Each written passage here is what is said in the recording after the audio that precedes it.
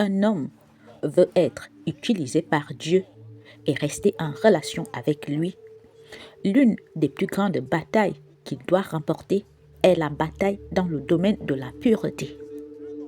Et personne n'en sort diplômé. C'est une sorte de guerre appelée guerre d'usure. Le diable ne se contente pas de vous suivre, il vous épuise jusqu'à ce que vous abandonniez. Car il ne s'agit pas seulement de tomber. Vous pouvez tomber et vous relever plusieurs fois. Tant que vous croyez encore que vous pouvez être pur, le diable sait qu'il n'a pas gagné la bataille. Donc, ce n'est pas le fait que vous ayez commis l'adultère ou que vous ne l'ayez pas commis qui importe. L'idée est en fait de ne pas commettre d'adultère. Mais le plus important est d'en arriver au point où vous dites « Je peux vivre saintement. Je peux vivre purement dans une génération perverse. » Car ce que le diable veut obtenir et la raison pour laquelle vous tombez tous les 3 mois, c'est vous amener au point où vous abandonnez et dites « C'est impossible. » Et puis, vous commencez même à soupçonner qu'il n'y a personne qui soit vraiment pur, que tout le monde fait semblant.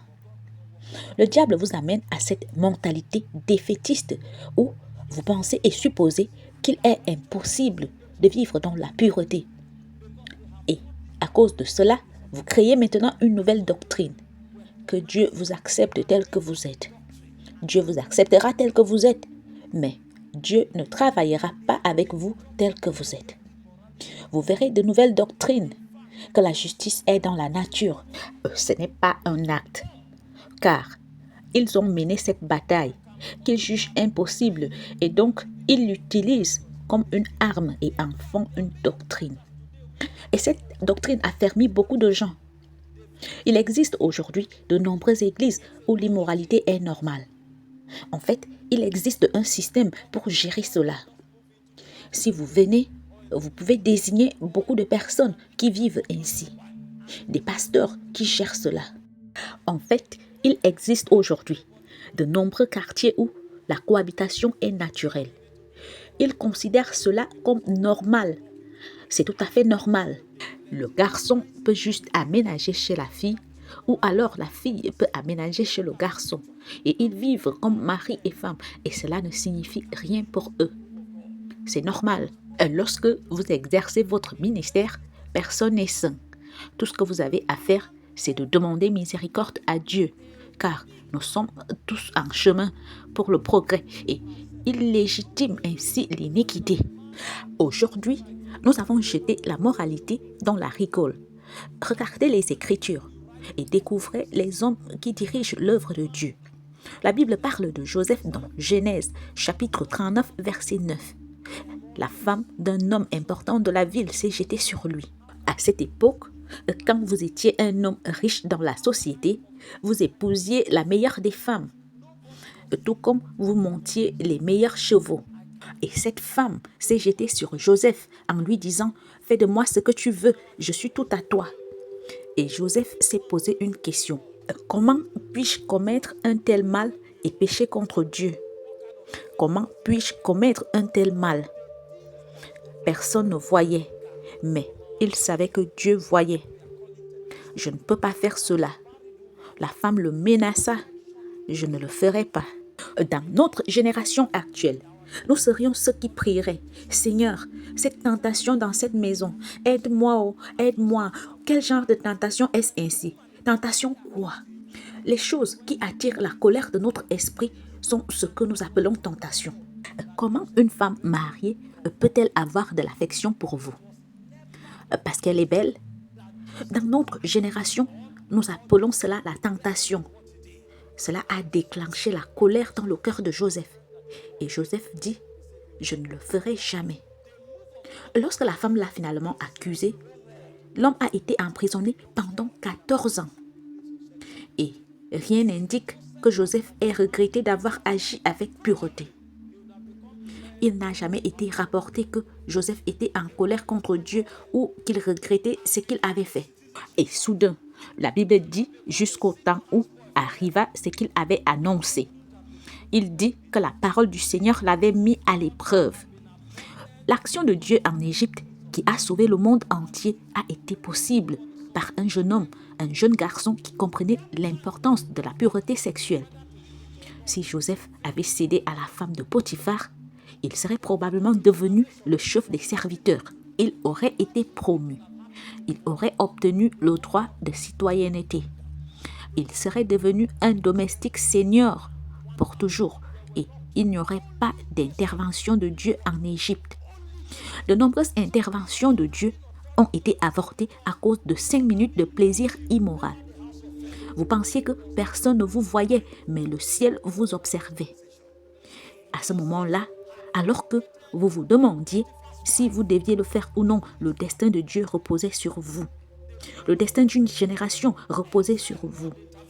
Imaginez ce qui serait arrivé au monde.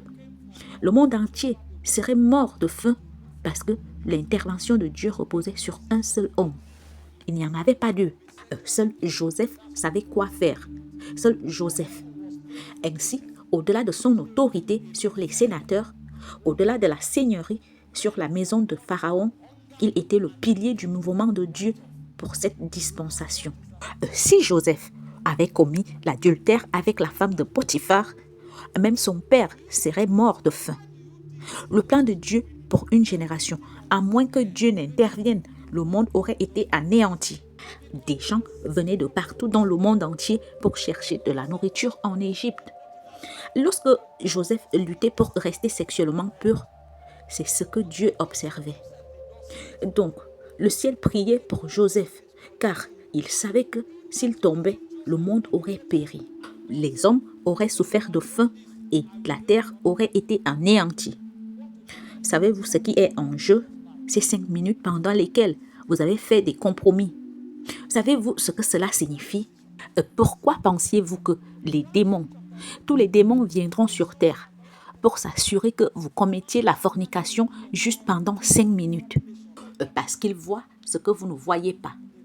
Lorsque Joseph a rejeté la femme de Potiphar, le diable voyait le sauveur du monde, mais Joseph ne le voyait pas. Que Dieu ne vous disqualifie pas. Imaginez si Joseph avait commis l'adultère et que Dieu avait dit, parce que tu as fait cela, je vais susciter un autre libérateur. Quelle aurait été la valeur de la vie de Joseph? Il aurait été esclave pour toujours. Mais lorsque Joseph a pris cette décision, il a sauvé le monde. Dans Daniel chapitre 1, verset 8, nous avons vu le témoignage d'un homme qui a porté le mouvement de Dieu dans une nation corrompue comme Babylone. Ils ont apporté des choses qui attirent. La Bible dit que Daniel résolut de ne pas se souiller par les mets du roi et par le vin dont le roi buvait. Et il pria le chef des eunuques de ne pas l'obliger à se souiller, car ces choses sont offertes aux idoles. Si c'est ce dont vous avez besoin pour que nous grossissons, alors laissez-nous rester minces, laissez-nous rester maigres. Et par la grâce de Dieu, nous ne maigrirons pas, mais nous ne nous souillerons pas non plus. Dieu regardait le sort d'Israël.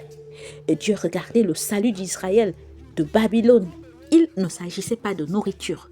Ça, c'était l'erreur d'Adam. Il pensait que c'était une affaire de pomme. Le diable savait que cette transaction ne concernait pas la pomme. Il s'agissait du destin de la race humaine. Il s'agissait de l'action de Dieu sur une dispensation. Vous négociez une pomme, l'esprit négocie des territoires. Vous négociez une pomme, l'esprit négocie le destin de millions de personnes. De qui vous a dit qu'il s'agissait de la pomme? Pensez-vous que le diable viendra vous voir pour négocier avec vous à propos d'une pomme? Savez-vous à quel point le diable est occupé? La Bible dit que le diable parcourt la terre. Eh bien, étant donné qu'il est si occupé, pensez-vous qu'il va abandonner son emploi du temps chargé et qu'il va se disputer avec vous pour 1 mois, juste pour que vous couchiez avec cette femme pour le plaisir? Il y a quelque chose derrière que vous ne voyez pas. Il a vérifié au ciel et il a découvert que vous êtes l'un des 7 soldats de Dieu pour la prochaine action de Dieu. Et s'il vous fait tomber, l'action de Dieu est en jeu. Vous pensez à cela en termes de plaisir? Le diable voit l'action de Dieu que vous ne voyez pas. Puisse Dieu nous ouvrir les yeux afin que nous puissions voir ce que nous représentons dans l'action de Dieu. Certains d'entre vous qui êtes assis ici aujourd'hui, vous n'avez même pas de quoi manger. Mais dans les 5 prochaines années, c'est vous qui fournirez de la nourriture aux chrétiens de Gombe. Et vous ne saviez pas que cela faisait partie de votre programme. Car lorsque l'œuvre de Dieu commencera, il faudra quelqu'un pour gérer la porte des provisions. Et vous êtes celui que le ciel a choisi. Et le diable a vu que si vous n'êtes pas là, beaucoup mourront de faim. Et il est venu plusieurs années auparavant et a projeté un agent devant vous. Le garçon arrive avec une barbe bien taillée. Il a passé 2 ans dans la salle de sport. Il a un beau torse et il vient vous voir avec des débardeurs et porte des cuissards. Et vous allez dans votre chambre. Vous portez sa photo. Vous souriez. Il vous a envoyé un message pour vous dire que vous êtes belle. Et si vous voulez savoir, allez-y devant le miroir. Il vous dira la même chose. Vous regardez le même message. Vous le lisez 20 fois. Vous souriez, vous négociez quelque chose qui va se produire dans plusieurs années. Et si vous avez la compréhension, vous effacerez ce message et vous l'inviterez à rencontrer votre pasteur. Si tu n'es pas encore converti, je n'ai aucune interaction avec toi. Alors, qu'est-ce que la lumière a à voir avec les ténèbres? Qu'est-ce que la lumière a à voir avec les ténèbres? Je n'ai rien à faire avec toi, sauf si tu es converti. Parce que je sais que ma pureté n'est pas seulement parce que j'aime être pure. C'est parce que l'œuvre de Dieu en dépend.